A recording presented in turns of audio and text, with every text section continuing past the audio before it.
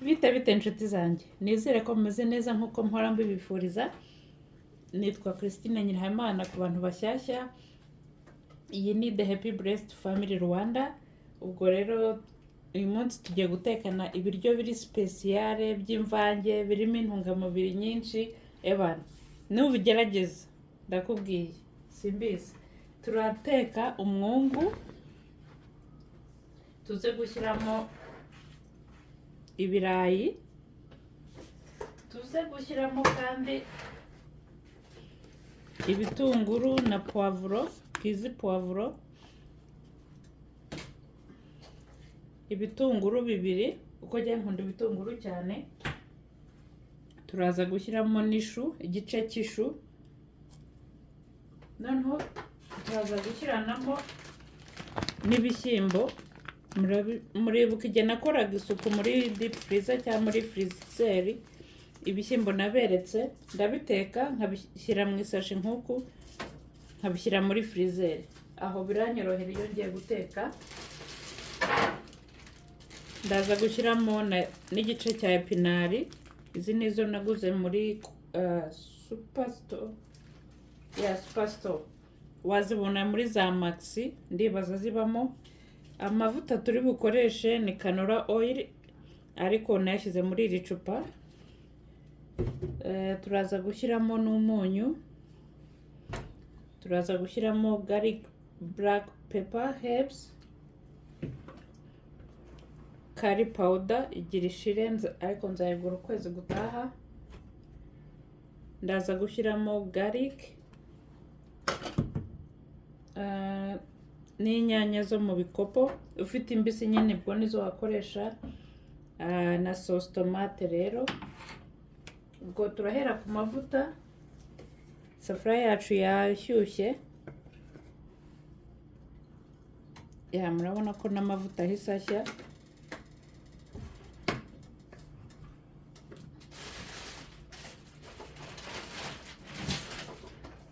Turahera ku birayi.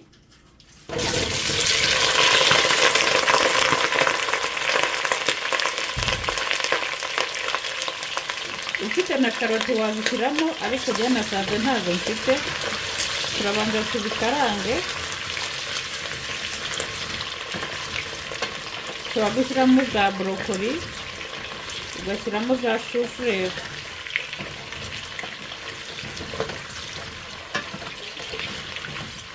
Ubwo rero tugiye kubipfundikira iminota 3.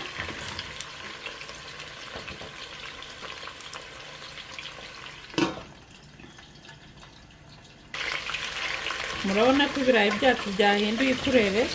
Tugiye gushyiramo umwungu, kuko ifu ntabwo ryo ritinda.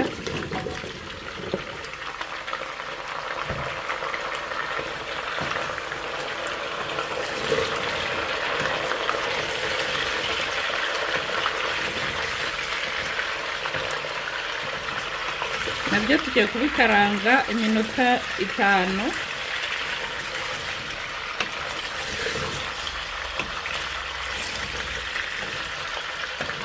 Ngiye kubipfundikira.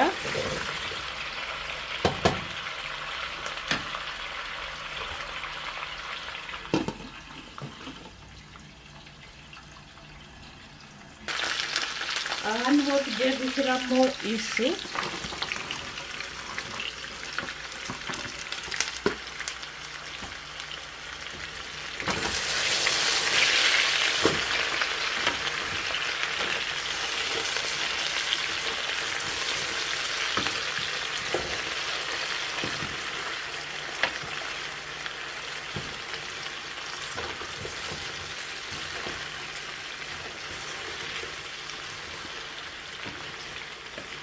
Noneho turipfundikire naryo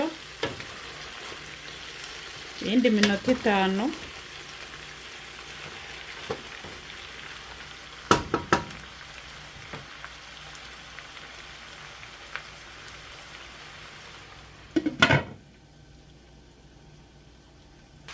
Aha turahita dushyiramo za poivro.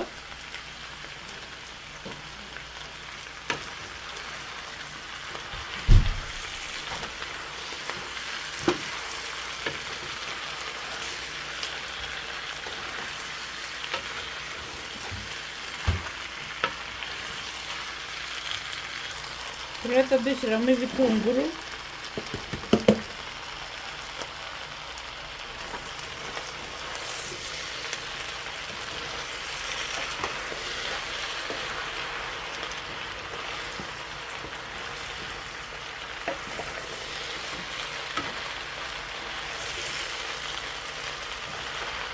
nabyo tubipfundikira iyindi minota 5.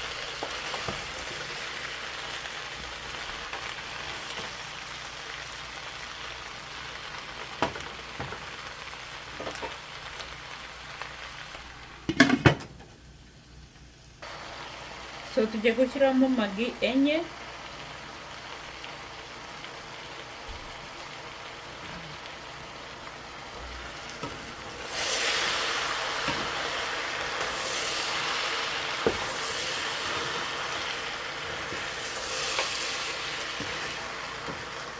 noneho dushyiremo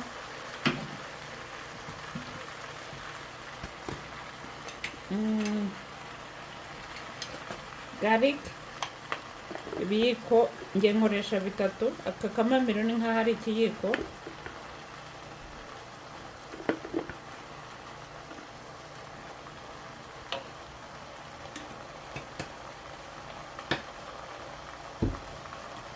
Noneho dash gira inashiremo, ngiye guhita nyimariramo hano.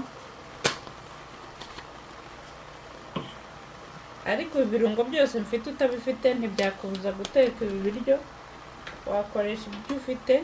Noneho iyi garlic pepper herbs isa naho irimo urusenda, kandi umuhungu wanjye ntakunda urusenda, so ikiyiko n'igice birahagije.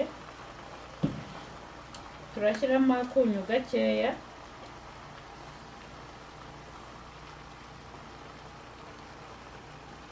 kano karahagije kuko twashyizemo na magi. Then curry powder nayo ndahita nyiherezamo hano, mfite indimu hariya hejuru.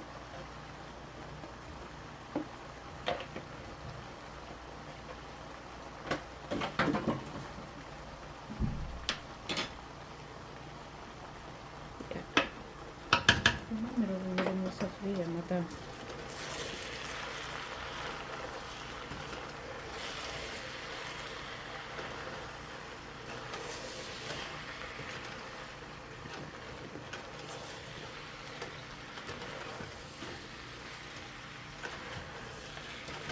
Ariko ukuntu bihumura neza guys, jeez.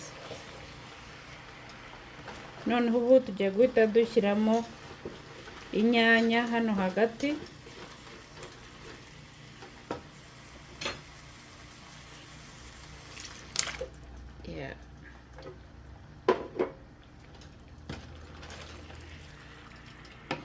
Mukomeze mukore subscribe kugira ninjye nohereza video mujye muzibona, kandi merci kubabikoze n'abakomeje gusangiza amavideo yanjye n'abandi. Merci beaucoup vraiment. Ubwo rero tugiye gupfundikira iminota 3 kugira ngo izinyanya zacu zishye.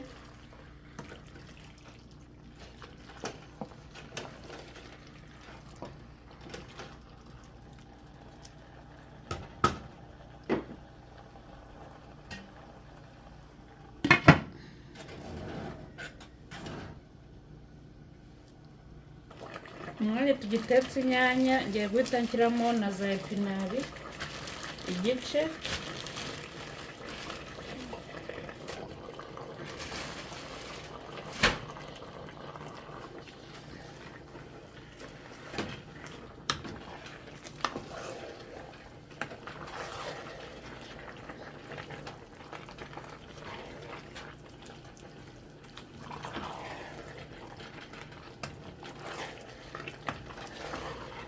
Tuhite tuzipfundikira nazo.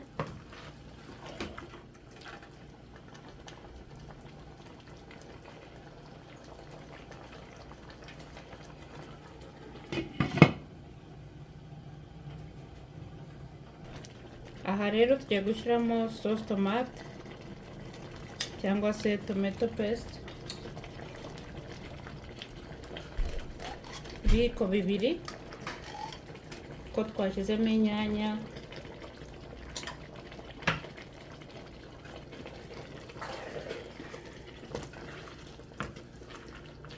murabona ukuntu bisa neza, ariko rero nta mazi nigeze nshyiramo, ayavuye mu mboga niyo yabitetse kabisa.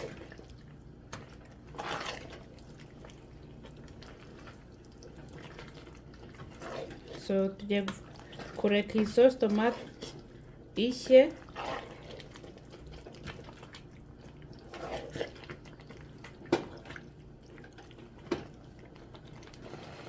Ubu niho tugiye gushyiramo ibishyimbo rero saza, cyangwa se ibiharage.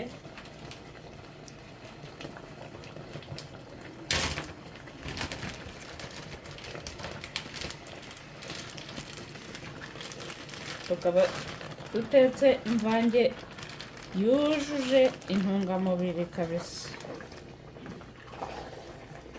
Ngiye kubitwikiriza ibindi biryo byose.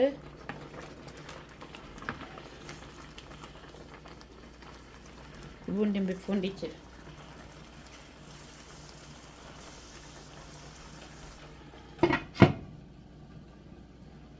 Abantu turarangije guteka rero imvange yacu irimo ibishyimbo cyangwa se ibiharage, umwungu, ishu, epinari n'ibirayi. Reka twumve uko bimeze.